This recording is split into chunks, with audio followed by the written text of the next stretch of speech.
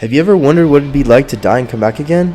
Well, you don't have to wonder any longer, because this reality is held true for a character named Nagai. Nagai is our protagonist of the story, who has some uncommon abilities he has yet to master. Nagai is referred to as a demi-human or AJIN, which is what the main series is called. Nagai's immortality, as well as Black Ghost, come from an unknown substance from a different dimension called IBM, which stands for Invisible Black Matter. The abilities that come from possessing an IBM include a screech, which paralyzes humans, an invisible black ghost, which AJINs can control, kind of like a robot, the ability of immortality, and a reset function which allows the user to reset themselves regardless if they drowned, died from starvation, gunshots, or even stabbing wounds. I think this is one of the most slept on anime simply because it's using a newer type of animation style, which is more so 3D, which we can kind of see now being used in scenes like Attack on Titan or other Netflix shows which pertain to anime. So for this video, I'm going to be bringing up our main antagonist, which I think is one of the coolest supervillains I've ever seen.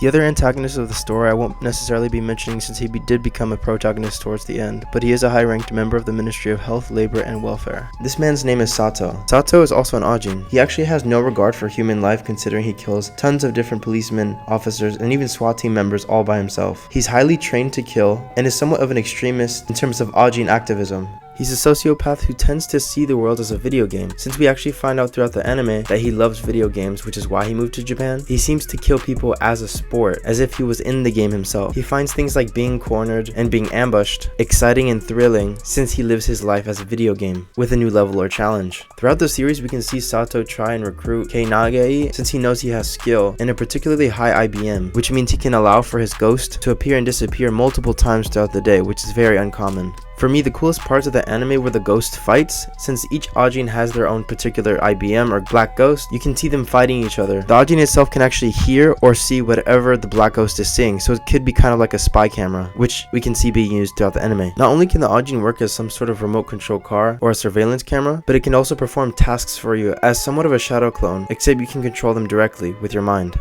In the anime and manga, there's a perfect balance between getting chased by the local government as well as getting chased by Sato himself for the recruitment of the extremist group to kill humans, which is why I recommend for those of you who haven't seen it to see this anime. It's so good, especially the manga itself. But hey, that's all I can come up with. Let me know if you guys have any other questions about AJINs or the anime AJIN itself. We can go ahead and discuss things further in the comment section. And if not, you can go ahead and check out some of my other videos which pertain to similar concepts. Thank you, see you guys soon, peace.